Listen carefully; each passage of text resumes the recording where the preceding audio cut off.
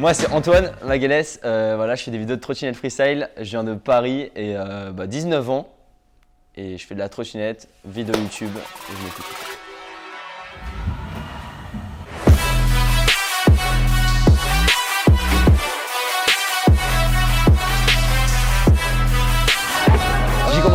J'ai commencé les vidéos en 2011-2012 à peu près. Ouais. J'ai eu ma première trotte, ça a été la trottinette de chez Go Sport. Ça n'avait même pas de marque, c'était la trottinette Go Sport quoi. La blanche et noire classique. Coup de street, ça vient de. En fait, j'étais avec mon meilleur pote. C'est avec lui que j'ai créé la chaîne YouTube. Et on cherchait un nom pour la chaîne YouTube. Moi, j'avais marqué Antoine de base. Je voulais appeler ça la chaîne classique, Antoine. Sauf que YouTube m'a dit non, c'est mort, tu dois mettre un chiffre dans ton nom. J'ai pas compris parce qu'il y a tout le monde qui a que des lettres dans son nom de YouTube. Et du coup, on a cherché un nom par rapport à ça. Lui, son surnom c'était Streeter, moi c'était Scooter, me demande pas pourquoi. Et du coup on a fait Scoot, après on est deux, Scoot, deux, Street. Bon voilà, Scoot de Street. La trotte j'ai commencé flat et après j'ai fait que du street pendant des années. J'ai fait que du street parce qu'à côté de chez moi j'avais pas de skatepark. Et j'étais petit, je pouvais pas bouger aussi loin pour aller dans les skateparks. Et du coup je faisais que du flat et du street. Et franchement je kiffais. J'adorais ça avec mes potes, on se faisait des sessions mais de 8h à 20h, on faisait pique-nique, etc. On faisait plein de spots. Donc je restais beaucoup dans ma ville et dans la ville d'à côté. Une fois que j'étais assez grand et que j'ai pu bouger dans les skateparks, mes parents m'emmenaient ou alors j'y allais tout seul avec mes potes, et j'ai commencé à aller dans les skateparks et depuis full skatepark, je kiffe. Moi je kiffais trop le cinéma, donc tout ce qui était audiovisuel et tout. Et je m'étais dit, putain, mais il faudrait trop que je fasse des vidéos, je kiffe ça. Je commençais à regarder YouTube. YouTube, ça commençait à sortir un petit peu du lot par rapport à tous les autres sites. Et je me disais, mais attends, mais YouTube, franchement, ça peut être trop kiffant. Et du coup, avec mon meilleur pote, on s'est acheté une caméra. Et j'ai commencé à me filmer dans ma chambre avec lui. Et on s'est fait des podcasts, genre les devoirs, les petits trucs comme ça, plein de petits thèmes. Et ensuite, la trotte est venue un petit peu après sur ma chaîne. Ceux qui m'inspirent dans la trotte, il y a John Marco Gaidos que je kiffe. John Marco et Dakota, deux très gros dans le parc. En vrai, j'aime un peu tout le monde, j'ai pas forcément de références sur YouTube. Il y a une chaîne que j'aime beaucoup, c'est MrBeast, je crois que c'est un truc comme ça, c'est une chaîne YouTube américaine. Et les mecs ils font plein de défis hardcore et je kiffe de ouf. Faut pas faire attention à tout ce que les gens disent, faut vraiment, dès que tu trouves un concept, de toi-même ou que tu trouves un autre concept sur YouTube que tu kiffes, fais-le, lance-toi. Moi c'est ce que je fais direct. Si demain je trouve un concept sur YouTube que je kiffe, je le refais direct, j'adore. Moi sur YouTube et moi en vrai, c'est vraiment une personne, c'est que moi. C'est juste que dans mes vidéos, c'est vraiment moi, mais c'est vraiment mon vrai côté qui ressort en fait, on va dire. Je kiffe mon moment et franchement j'adore, etc. Je suis à fond. Mais dans mes vidéos, c'est beaucoup plus en fait. Je kiffe tellement que en fait, je donne tout. Je donne vraiment tout ce que je peux. Et après, le Antoine en dehors des vidéos, il y a aussi le Antoine qui connaît pas les personnes, donc assez timide, même voire très très timide quand je connais pas les personnes. Donc si je rencontre quelqu'un ou je parle avec des gens que je connais pas, je peux être très très timide. Par contre, une fois qu'on me connaît, c'est bon quoi. Comment j'en suis arrivé à la trotte dans mes vidéos ? Franchement, c'était il y a très très longtemps. Je faisais mes vidéos du coup chez moi et je m'étais dit mais attends, mais ma passion c'est la trotte, ma passion c'est la vidéo. Mais ça pourrait être ouf en fait d'assembler les deux. Et je commençais à voir quelques vidéos sur YouTube de ça. Et je m'étais dit mais attends, mais ils ont trop raison, faut trop que j'assemble mes deux passions. Du coup, j'ai commencé à filmer ma première vidéo de trotte, que je pense qu'elle a été supprimée parce que bref, je m'étais embrouillé avec mon pote, il avait supprimé des vidéos sur ma chaîne YouTube et tout, donc la vidéo est plus disponible. Mais voilà, j'ai commencé à filmer juste mes petites figures en flat, etc. Donc juste figures. Après, j'ai commencé à faire les tutos quand j'ai réussi à avoir quand j'ai pris un peu plus de niveau, quand je savais mettre un petit peu toutes les bases, etc. et que je commençais vraiment à évoluer dans la trottinette. J'ai commencé à faire des tutos parce que je m'étais dit, apprendre aux autres, etc. Moi, j'adore ça, je kiffe. Et je me disais, mais il y a un autre truc à faire. Franchement, je kiffe, mais je peux encore plus kiffer quoi. En fait, il commençait à avoir l'époque des vlogs. Les vlogueurs, etc. dans toutes les villes, ils allaient en voyage, ils se vloguaient dans les rues, etc. Et je m'étais dit, c'est stylé quand même. Ça peut être sympa si je fais ça avec mes potes.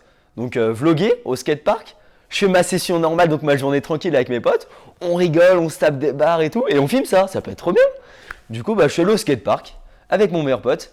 On s'est filmé une vidéo, et la vidéo a fait plus de 150 000 vues. Et c'était vraiment l'année du bac, là où ça a vraiment pété, où ça commençait en fait à vraiment bien grimper. Je commençais à me diversifier. et donc à faire du contenu un peu plus différent en fait, pas que de la trottinette parce que je commençais à faire beaucoup de trottinettes. Donc je commençais à faire des concepts tout autour de la trottinette mais sans beaucoup de figures en fait. J'avais un peu mis les figures de côté. Je m'étais dit bah là je suis dans la trottinette, je peux faire des vidéos dans tout le domaine de la trottinette. Donc présenter ma trottinette, parler de choses dans la trottinette, enfin plein de trucs autour de la trottinette. Donc ça commençait à plaire un peu plus de monde. Donc il n'y avait pas que les riders qui regardaient mes vidéos. Donc c'est comme ça que ma chaîne a commencé un petit peu à évoluer. Donc voilà, l'année du bac, j'ai commencé à vraiment grimper. C'est là où je me suis dit, bon bah mec, tu kiffes les vidéos, tu kiffes la trotte, lance-toi à fond dedans en fait. Au lycée, tout le monde le savait. Tout le monde le savait. Mais franchement, c'était marrant parce qu'on venait de me demander des photos en fait dans le lycée. Dans le lycée, dans les couloirs, j'étais avec mes potes, je rigolais, etc. Et là, il y a des gens, il y a des jeunes qui venaient me demander des photos. Et même les profs me demandaient des autographes pour leurs enfants, voir des photos avec eux pour montrer à leurs enfants. C'était ouf. Franchement, c'était trop marrant. Le bac blanc, donc juste avant le bac classique, etc. On est à fond dans le bac blanc, etc. Je commence. Là, il y a ma prof principale qui rentre dans la salle.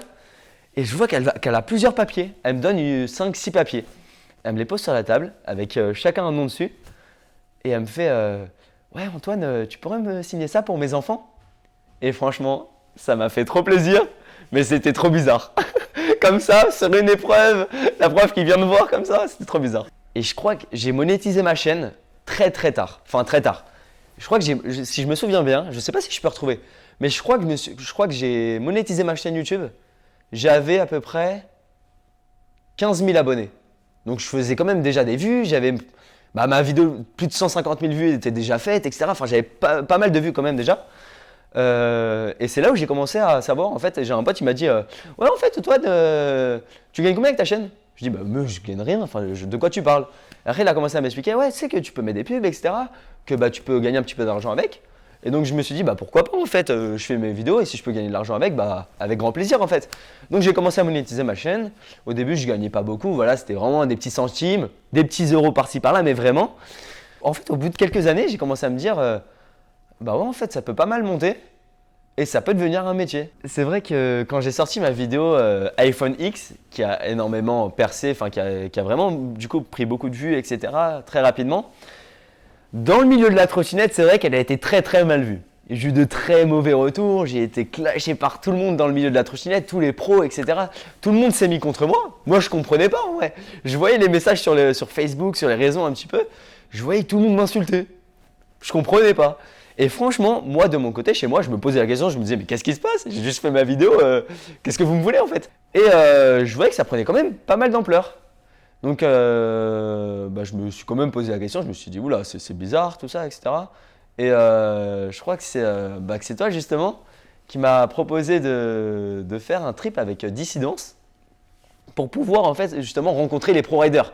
Justement les gars qui m'avaient insulté et qui s'étaient tous mis contre moi. Et je m'étais dit, ouah, mais dans quoi je vais me mettre là? Je vais partir une semaine avec tous les pro-riders qui sont contre moi. C'est chaud quand même, je connais personne. Ils sont tous plus grands que moi, je vais me faire déchirer quoi. Et après, je me suis dit, mais en fait, pourquoi pas en vrai? Je me suis dit, mais Antoine, vas-y, de toute façon, ça te coûte rien. Donc j'y suis allé. Et au final, on s'est expliqué, on a parlé, on a discuté. Et au final, ça s'est très bien passé. Et donc après, ils ont commencé à me connaître, etc. Là, le vrai Antoine. Et là, maintenant, ça se passe bien. Franchement, bonne ambiance avec la plupart d'entre eux et tout est cool. Hein. En ce moment-là, c'est un peu plus compliqué de rider autant qu'avant, voire plus. C'est difficile quand même du coup parce que maintenant, j'ai mon site internet, il y a YouTube. Tout ça, je m'occupe de tout 100% de moi. Donc après, j'ai mon manager aussi qui s'occupe de quelque chose. Moi, je gère pratiquement, allez, on va dire 95% de tout ce que je fais, mais j'ai toujours autant la même motivation. Des fois, j'ai même envie d'arrêter une vidéo ou envie d'arrêter ce que je suis en train de faire pour aller rider, genre en mode oh ça me saoule, j'ai envie de faire de la trotte quoi. J'ai envie de dire que c'est ma plus grande fierté, mon tour du monde, ouais. Et c'est un rêve depuis longtemps. En fait, je voyais toutes les vidéos sur internet de les plus gros skateparks en Australie, les skateparks au Canada, aux États-Unis. Et en fait, j'en rêvais. Le rêve d'un rider, je pense que c'est de faire un petit peu tous les plus gros skateparks qu'on voit sur internet, Woodward, le plus grand camp du monde. Et en fait, j'ai commencé à y réfléchir et je me suis dit, je commence à faire de bonnes petites vidéos. Moi, j'aime bien ce que je fais, etc. Ça marche bien. Mon niveau en trotte, il commence à monter. Pourquoi pas faire ça un jour? Et après, j'ai eu l'occasion d'y aller. Je me suis dit, bah allez, vas-y, Antoine, lance-toi. J'y suis allé un petit peu à l'arrache, du jour au lendemain. J'avais l'idée en tête, je savais que je voulais y aller, etc. Et donc, je m'étais dit un jour, bah allez, un jour je prends mon billet et j'y vais. Je prends mon billet, 3 jours après, je suis dans l'avion et je pars direction l'Australie. Et après, je m'étais dit, je prends mon visa d'abord Australie et après, je vois sur place où est-ce que je vais. Et après, du coup, j'ai fait plusieurs villes. J'ai fait plusieurs pays après et franchement ça s'est terminé comme ça et j'ai kiffé. En France c'est vrai qu'il y a une grosse partie de gros street, de vraiment le côté trash de la trottinette, vraiment hardcore et tout. Mais c'est vrai que moi je suis vraiment l'opposé quoi, vraiment le gars hyper cool tout le temps avec le sourire, regarde la short et tout le contraire de tous les streeteux. Et en fait c'est juste moi quoi. C'est juste moi, je suis comme ça dans la vie de tous les jours. Si je faisais pas de vidéo ou pas de trotte, je serais comme ça. C'était aussi un rêve d'avoir une team. Je me disais, en fait, je me rappelle de moi quand j'étais petit et que je voulais un sponsor. Parce que quand on commence la trotte et qu'on commence à avoir un certain niveau, le rêve c'est d'avoir un sponsor. Putain, mais je vais me faire sponsoriser, je vais avoir une pièce gratuite. Enfin, c'est vraiment en fait un objectif, on va dire, d'être sponsorisé. Du coup, j'ai voulu sponsoriser des gens en France et je me suis dit, allez, vas-y, sponsorise des gens, ça va, plutôt des riders. Ça va être cool et franchement ça va pouvoir motiver beaucoup plus de monde je pense à déjà peut-être commencer la trottinette et en plus se la donner à fond dans le sport. Donc allez, j'ai sponsorisé 2 personnes, Camille et Andrea qui sont dans la team pour l'instant et j'aimerais bien augmenter cette team mais c'est dur à trouver, je cherche pas mal, c'est pour ça qu'aussi je vais sur les contests, je regarde un petit peu les niveaux des personnes etc. Je cherche pas les personnes qui ont le meilleur niveau, les riders les plus forts, des personnes motivées qui se la donnent à fond, qui kiffent leur sport avec une bonne image, parce que c'est important je trouve, et aussi avec un niveau qui… Après si le niveau il est là, en vrai, tant mieux. Le pire souvenir, je l'ai. Il y en a qu'un, je dirais, pire souvenir. Mon pire souvenir, un jour, en fait depuis quelques années, je fais mes petites sessions vraiment à l'arrache. Je pars du jour au lendemain, je rate un petit peu les trains, les skateparks, et si un skatepark il me plaît, le lendemain, je peux y aller. Par exemple, même si c'est en Belgique, en Suisse, n'importe où, je kiffe ça. Un jour, je vois un skatepark en Belgique. Je me dis, mais pourquoi pas le tester? Il y a un bac à mousse, il a l'air trop stylé et tout, il y a une résie et tout. Donc allez, je pars en Belgique. Le soir même, je suis devant mon ordinateur, je prends mes billets. Je regarde où est-ce qu'il est le skatepark. Je vois qu'il est quand même très loin, il est en Belgique. Donc prendre un billet pour la Belgique. Arrivé à la gare en Belgique, je vois qu'il y a encore 2 heures de transport. Donc un bus plus une quarantaine de minutes de marche. Je fais tout le chemin, etc. Je galère. J'avais appelé le skatepark la veille. Il m'a dit que c'était bon, etc. Je demandais si le skatepark il était en fait encore ouvert, s'il existait encore, parce que je ne savais pas, je ne connaissais pas, j'ai pris des précautions. J'arrive au skatepark et là, je vois il y a du monde et tout. Enfin, il y a du monde. Il y a 3-4 personnes avec moi. Donc j'attends. Et j'attends. Et en fait, j'attends, je fais qu'attendre. Parce que le skatepark, 1 heure après l'ouverture, pas ouvert. On appelle la personne, ça répond pas. Il met 2 heures après l'ouverture, il met un message sur les réseaux sociaux, enfin sur le compte Instagram du skatepark. Oui, excusez-moi, je suis malade aujourd'hui, le skatepark sera pas ouvert.